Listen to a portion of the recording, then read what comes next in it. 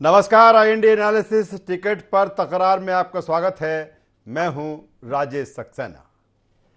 विधानसभा चुनाव का समर और समय दोनों नजदीक है और यही कारण है कि तमाम सारी तैयारियां सत्ताधारी दल भारतीय जनता पार्टी की तरफ से और विपक्ष में बैठी कांग्रेस की तरफ से। बात जब सूची की होती है, बात जब टिकटों के वितरण की होती है, तो भारतीय जनता पार्टी अपनी 3 सूची जारी कर चुकी है। 39 नामों की 2 सूची और एक फिर सिंगल नाम। लेकिन जिस तरह की सूची भारतीय जनता पार्टी की आई है, जिस तरह से भारतीय जनता पार्टी ने अपने उम्मीदवारों को मैदान में उतारा है, खासतौर पर अगर दूसरी सूची की बात करें तो सबको अपनी इस सूची से चौंकाया है। दूसरी तरफ जिस तरह का अंदेशा पहले से ही था कि जैसे जैसे टिकट सामने आएंगे, प्रत्याशी उम्मीदवार सामने आएंगे, भारतीय जनता पार्टी को असंतोष का सामना भी करना पड़ सकता है।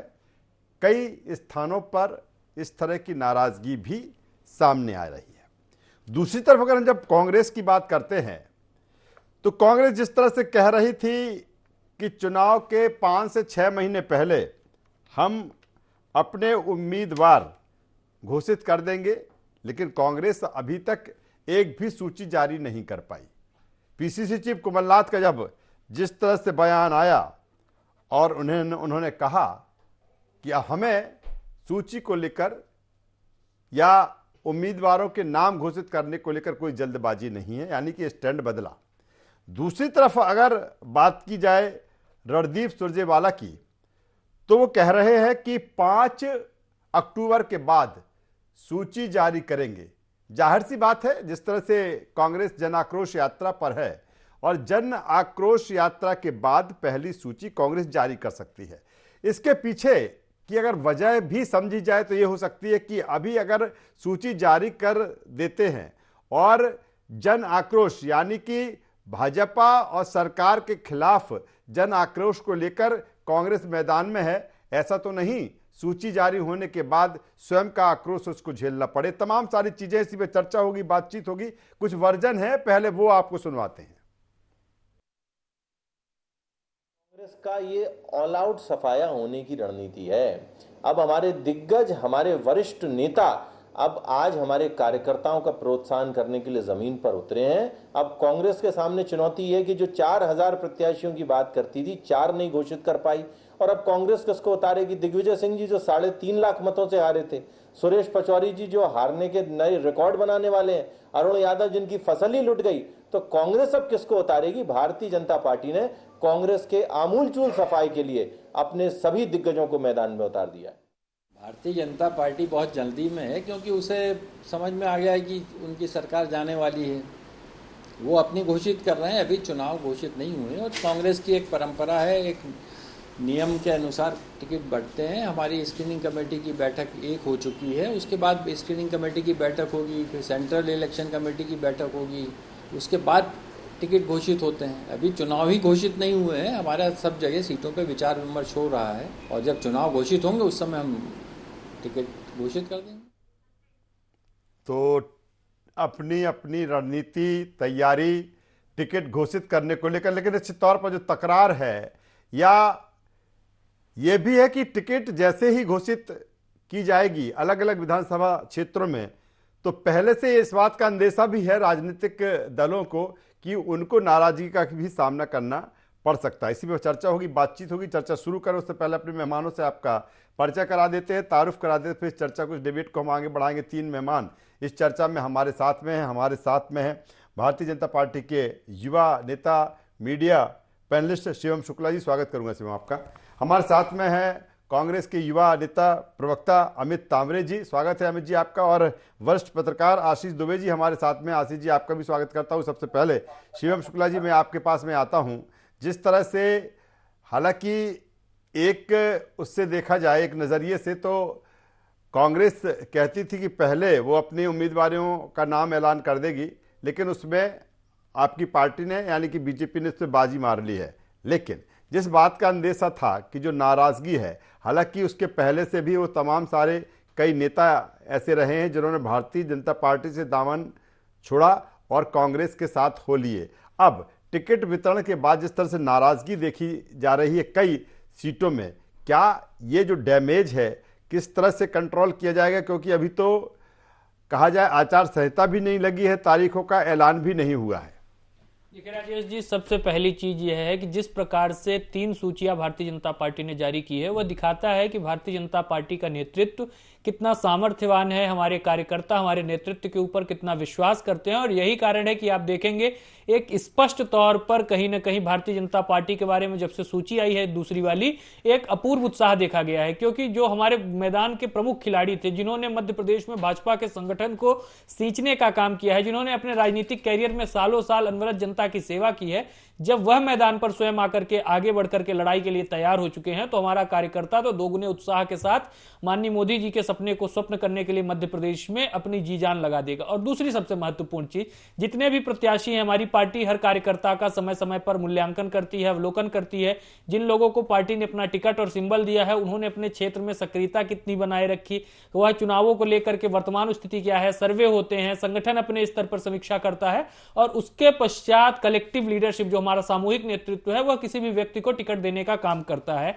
और रही बात नाराजगी की, देखिए इस प्रकार से टिकट होने के बाद हमने देखा है कि कार्यकर्ताओं में कई बार रोष होता है, कई बार इस प्रकार की चीजें सामने आती है। लेकिन संगठन के स्तर पर, बृहत्तर स्तर पर हम ज्यादातर कार्यकर्ताओं का चूंकि विचार पर विश्वास होता है, अंत्योदय के सिद्धांत को आगे बढ़ाने के लिए राजनीति करते हैं, राष्ट्रवाद की विचारधारा से ओतप्रोत होकर के राजनीति करते हैं, तो स्वाभाविक तौर पर कांग्रेस इसकी उलट कह रही है शिवम कि इन्हें डर है कि अगर जिस तरह से अगर हम बात की जाए कि इनकी, वो कहते हैं कि इनकी सरकार जानी तय है, इसीलिए इस तरह के फैसले केंद्रीय, जिस तरह से मंत्रियों को उतारा जा रहा है, सांसदों को उतारा जा रहा है।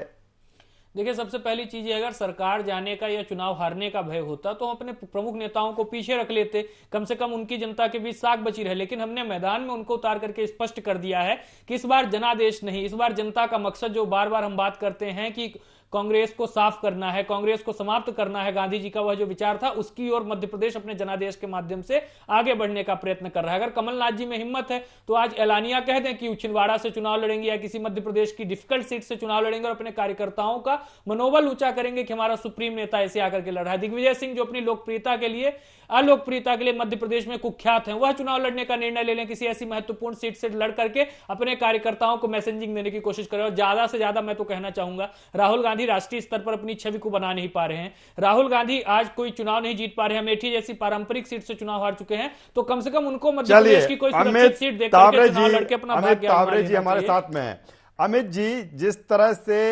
बीजेपी की लिस्ट की बात करें, उम्मीदवारों की बात करें, उन्होंने 79 नाम घोषित कर दिए हैं। आपने भी कहा था कि हम पहले ही घोषित कर देंगे, तकरीबन 66 नाम, अभी तक नाम नहीं आए। अब ये कहा जा रहा है, जिस तरह से रणदीप सुरजेवाला का वो बयान है कि 5 अक्टूबर के बाद जो सूची है वो हम जारी करेंगे और 5 अक्टूबर तक ही आपकी शायद जन आक्रोश यात्रा भी है।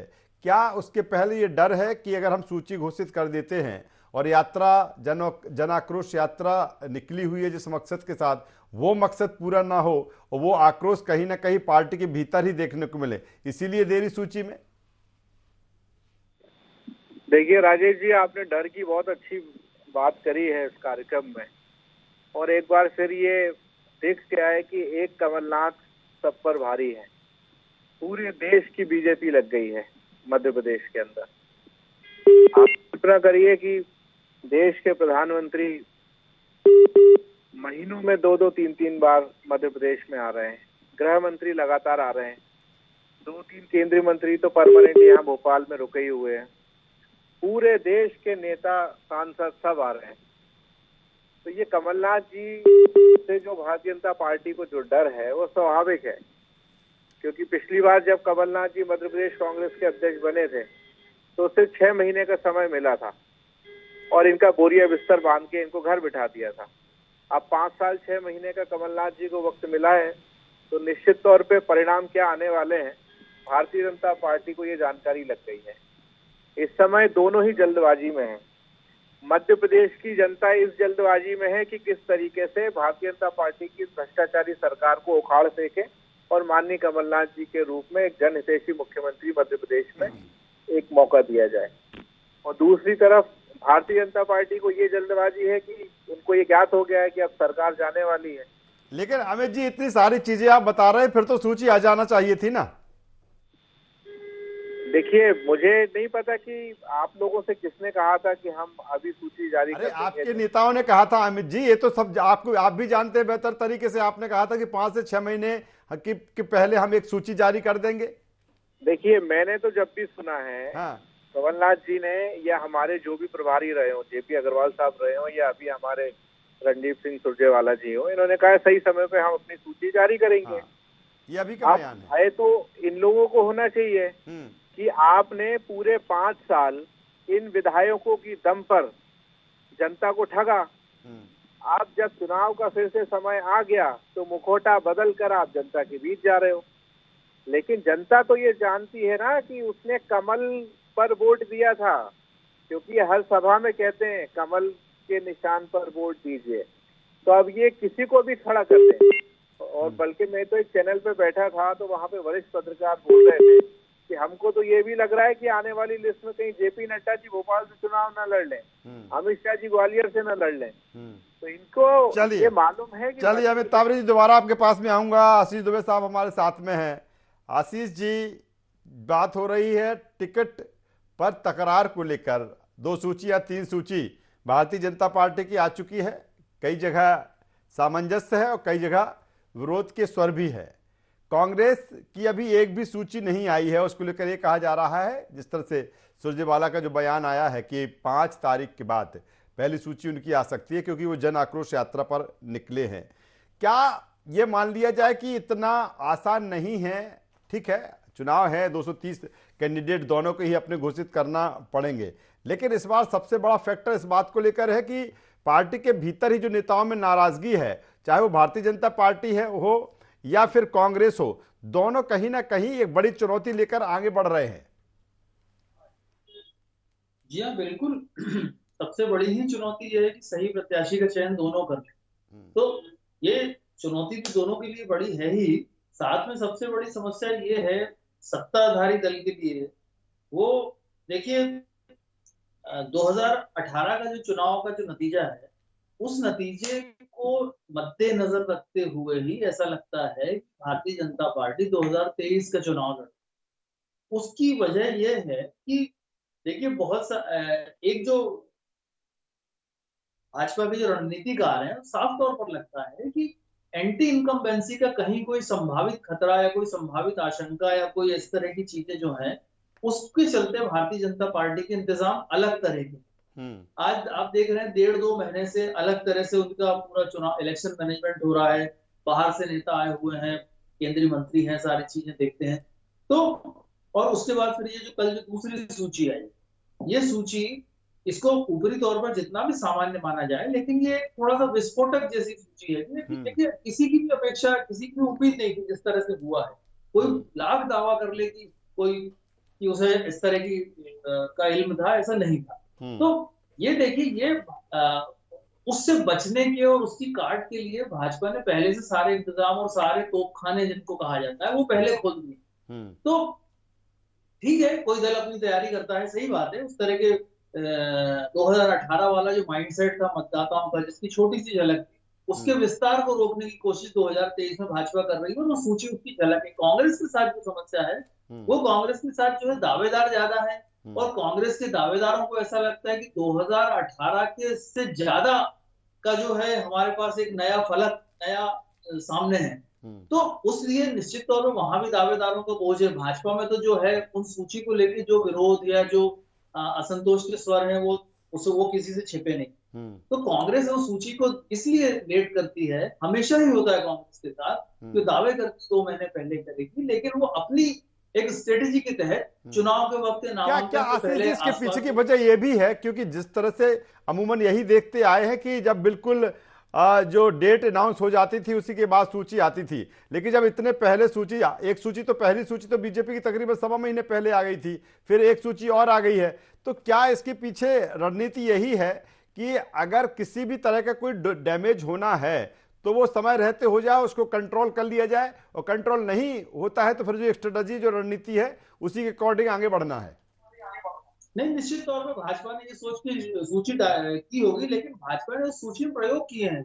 कहीं बहुत सारे वरिष्ठ नेताओं सांसदों को चुनाव लड़ाया है और कहीं पे बहुत सारे नए लोगों को भी चुनाव लड़ाया है, कुछ टिकट बदले जा रहे हैं, कुछ चीजें हो रही हैं। तो ये जो प्रयोग होते हैं, ये प्रयोग जो है, देखिए दो तरफा चीजें हैं, दोधारी तलवार होता है कि इसमें दावेदारों को भी या विरोधियों को भी अपना मैदान पकड़ने में आसानी हो जाती है बहुत पहले से, और डैमेज कंट्रोल में भी आसानी हो जाती है। दोनों चीजें, दो अलग अलग तरीके की चीजें होती हैं, लेकिन इसका जो नतीजा होता है चुनाव का, वो बताता है कि इसमें कौन किसने बाजी मारी। तो कांग्रेस इसी चीज से बचने की कोशिश हर चुनाव में करती है, और चूंकि कांग्रेस में नेता ज्यादा मुखर होते हैं, चीजें बहुत सारी होती हैं, चुनाव के वक्त दल बदलने की भी एकदम होड़ लग जाती है। तो इसलिए नामांकन के आसपास कांग्रेस की सूची मुझे लगता आएगी, और खास तौर पर जिस दिन चुनाव अनाउंस होगा, मुझे लगता है उस दिन कांग्रेस पहली सूची जारी कर सकती है। और कांग्रेस के साथ सिर्फ बस यही एक चीजें हैं कि उनकी अभी जो प्रोसेस है, वो अभी उनकी स्क्रीनिंग कमेटी की एक बैठक हुई है, अभी एक आध बैठक उनकी और होनी है, फिर चीफ इलेक्शन कमेटी की बैठक होगी, तो ये समय लेगा। चलिए जो शिवम जी के पास में, तो शिवम जी, ये पार्टी बीजेपी पहले से ही जानती थी कि इस तरह की जो चीजें होंगी, उसके लिए अब जो डैमेज है, यानी कि जो तमाम सारे बगावती तेवर अब देखने को मिल रहे हैं अलग अलग सीटों पर, खास तौर पर अगर जो वरिष्ठ नेता या जो सांसदों को या जो केंद्रीय मंत्रियों को आपने उतारा है, हालांकि वहां पर भी भले उतने मुखर स्वर ना हो, लेकिन विरोध के स्वर वहां पर भी हैं। क्या पहले से माइंड सेट है पार्टी का कि नहीं, अगर किसी तरह का भी डैमेज होता है तो समय रहते कंट्रोल कर लिया जाएगा, और कंट्रोल नहीं भी हुआ तो देखा जाएगा? देखिए, सबसे पहली चीज यह है कि भारतीय जनता पार्टी के प्रत्येक कार्यकर्ता की हमारे लिए उपयोगिता है। समय समय पर पार्टी सबको विभिन्न दायित्वों तक भेज करके, कभी टिकट के माध्यम से, कभी संगठन में, कभी सरकार के कुछ पदों के माध्यम से जनता की सेवा का सुअवसर देती है। जब पार्टी नेतृत्व को लगता है कि लीडरशिप में चेंज की आवश्यकता है या फिर उस सीट पर हमें अपने मजबूत व्यक्ति को भेजने की आवश्यकता है, तो पार्टी इस प्रकार के निर्णय लेती है। जहां तक टिकट काटने और एंटी इनकम्बेंसी की बात है, मेरे ख्याल में हमने 1 या 2 टिकटों को ही काटा है। उसके अतिरिक्त जितने भी सिटिंग एमएलए थे उनको यथावत रखा है। बाकी जो हारी हुई सीटें थी वहां पर हमने नए प्रत्याशियों को दिया है, और मजबूत प्रत्याशियों को दिया है जिनकी जनता के बीच लोकप्रियता है और एक अपनी साख है। और स्वाभाविक तौर पर यह नेता भी इतने लंबे वक्त से राजनीति कर रहे हैं, इन सबकी भी महत्वाकांक्षा थी, जितने भी हमारे शीर्ष के नेता थे, कि अपने प्रदेशवासियों के लिए कुछ और करे जीवन के। अब चूंकि नेता हुए उनको एक लंबा वक्त बीत चुका है, तो सबकी यह महत्वाकांक्षा रहती है कि अपने क्षेत्र में अपने लोगों के लिए ज्यादा से ज्यादा वक्त दे पाए, उनके जो भी समस्याएं हैं उस क्षेत्र के विकास के लिए सक्रिय भूमिका का निर्वहन कर पाए। तो उन सबकी भी स्वाभाविक तौर पर कहीं ना कहीं इच्छा थी। और इस प्रकार से जब भारतीय जनता पार्टी का नेतृत्व कोई निर्णय लेता है तो कार्यकर्ताओं में कोई उसमें शक और सुबह की गुंजाइश नहीं रहती। कुछ सीटों पर अगर कुछ नाराजगी होगी तो कार्यकर्ताओं को बैठा करके बात की जाएगी। और बाकी कांग्रेस पार्टी के पास चूंकि प्रत्याशी है नहीं थी है, तो हमारे तमाम जिन लोगों के टिकट कटे हैं, जो पिछली बार हारे थे या जो अभी विधायक है, तो उनको अपने पाले में लेने के लिए आतुर है। और यही कारण है कि इनकी सूची ही नहीं आ पा रही है, क्योंकि आज भी कई सीटों के पास कांग्रेस पार्टी के पास प्रत्याशी नहीं है। इनके यहां कार्यकर्ता निर्माण की कोई पद्धति नहीं है, कार्यकर्ताओं को सहेज कर रखने की कोई पद्धति नहीं है। और यही कारण है कि यह लोग चुनावों के पहले तक इस प्रकार से बाट जो रहे हैं कि कम से कम कुछ सीटों पर हमारे यहां से कुछ बगावती लोग पहुंच जाएं और यह कम से कम 230 सीटों पर प्रत्याशी उतार पाए। दूसरी चीज, जिस प्रकार से जन आक्रोश यात्रा में इनके अपने जिनके अभी टिकट भी नहीं घोषित हुए हैं उनके खिलाफ विरोध का स्वर है, तो यह तो पहले उसकी चिंता कर ले। मुकेश नायक जी के खिलाफ हमने देखा किस प्रकार से नारेबाजी हो रही थी। दिग्विजय सिंह के बारे में किस प्रकार से कार्यकर्ता समय समय पर बयान देते रहते हैं। कमलनाथ जी के बारे में जितने भी बस कम है, मैं अमित जी के पास में आ जाता हूं। अमित जी, जिस तरह से आपके हालांकि जो सूची दूसरी सूची आई उसके बाद जो तमाम सारे कांग्रेस के नेता कह रहे हैं कि इनको महारथियों को, दिग्गजों को मैदान में उतारना पड़ रहा है, इन्हें महारथी दिग्गज आप कई नेताओं को मान रहे हैं, क्या इस सूची के बाद कांग्रेस भी अपनी स्ट्रेटजी रणनीति बदलेगी कि नहीं, अब इसी के अकॉर्डिंग हमें भी और तमाम सारे जो सर्वे हुए हैं बिल्कुल एक पुख्ता कैंडिडेट हर सीट पे लाना है? देखिए, आप मेरी बात चैनल पे लिख लीजिए। कर्नाटक में DK शिव कुमार जी और सिद्धारमैया जी ने अमित शाह जी और नरेंद्र मोदी जी को चुनाव हराया। हिमाचल में हमारे सुक्खू साहब ने नरेंद्र मोदी जी को, अमित शाह जी को चुनाव हराया और लगातार तीसरी बार कमलनाथ जी और दिग्विजय सिंह जी की जोड़ी नरेंद्र मोदी जी को और अमित शाह जी को चुनाव हराने जा रही है। क्योंकि हम तो शुरू से ये मान रहे हैं कि हमारा मुकाबला इन चारों नेताओं से नहीं है, शिवराज सिंह जी से नहीं है। हमारा नेता, हमारा जो चुनाव है मध्य प्रदेश का, ये नरेंद्र मोदी जी और अमित शाह जी लड़ रहे हैं। चलिए, मैं आशीष जी के आखिर में, वक्त कम है, आशीष जी के पास में आ जाता हूं। आशीष जी एक अहम सवाल इस बात को लेकर है कि जिस तरह की चीजें दिख रही हैं, ऐसे में क्या 2023, जो कि हालांकि इतना रहा नहीं किसी के इलेक्शन में मध्य प्रदेश के, तीसरे पार्टियों की या अन्य जो दल हैं उनकी भूमिका महत्वपूर्ण हो जाएगी? क्योंकि अगर जिस तरह के बगावती तेवर चाहे भारतीय जनता पार्टी में देखने को मिल रहे हैं या फिर कांग्रेस की जब सूची आएगी, तो तीसरा जो दल होंगे उनकी भूमिका महत्वपूर्ण रहेगी। मध्य प्रदेश में अभी तक तो 2 दलीय सिस्टम काम करता रहा है। समय समय पे कुछ दल जो है उभरते हैं, कभी बसपा, कभी सपा, कभी गोंडवाना गठबंधन पार्टी। इन्होंने 2-2, 4-4, 6-6 विधायकों की जीत हासिल करी है। लेकिन देखिए, मुख्य मुकाबला मध्य प्रदेश में यही होगा। अगर आम आदमी पार्टी एंट्री करती है तो भी मुझे लगता नहीं कि सीट बहुत ज्यादा बदलेगा। मुकाबला इन्हीं 2 पार्टी में होगा। आम आदमी पार्टी की अगर हम बात करें तो उसे अपनी जड़ें जमाने के लिए कुछ समय और चाहिए होगा। लेकिन ये जो चुनाव मध्य प्रदेश में होगा, इसमें निश्चित तौर पर अगर छोटे दल ज्यादा प्रभाव अपने जो उनका जो सीमावर्ती इलाके हैं, जो उनके खास बेल्ट है, वहां पर यदि वो काम करते हैं तो निश्चित तौर पर दोनों ही दलों को नुकसान की आशंका होगी। तो इसलिए जो है ये इस चुनाव में अगर प्रत्याशी चयन में जरा सी भी गड़बड़ या गफलत आखिरी तक बनी रहती है या असंतोष या चीजें आखिरी तक बनी रहती है, तो जो दूसरे दल हैं, खासतौर पर सपा, बसपा और आम आदमी पार्टी, ये इसका फायदा उठाने की कोशिश करेंगे। वो जीतेंगे या नहीं जीतेंगे, लेकिन इन 2 दलों को नुकसान जरूर पहुंचा देंगे। चलिए, बेहतर बात आशीष जी कर रहे हो। तो कुल मिलाकर जिस तरह से जो समारिया जो संग्राम है कुछ अलग अंदाज में मध्य प्रदेश का जो विधानसभा 23 का है वो दिख रहा है और अपनी अपनी स्ट्रेटजी है, रणनीति है। और टिकट वितरण के बाद जिस तरह से तकरार है, क्या चाहे बीजेपी के जो नाराज है या फिर जो कांग्रेस की सूची आएगी उसके बाद जो चीजें बनेंगी, क्या तीसरे दलों की भी इसकी भूमिका होगी, ये भी महत्वपूर्ण है। लेकिन अभी आगे देखिए कि एमपी के समर में क्या क्या देखने को मिलता है। आई एनालिसिस में बस इतना ही। ID24 पर खबरों का सिलसिला लगातार जारी है, बने रहिए हमारे साथ। नमस्कार, तीनों मेहमानों का बहुत शुक्रिया।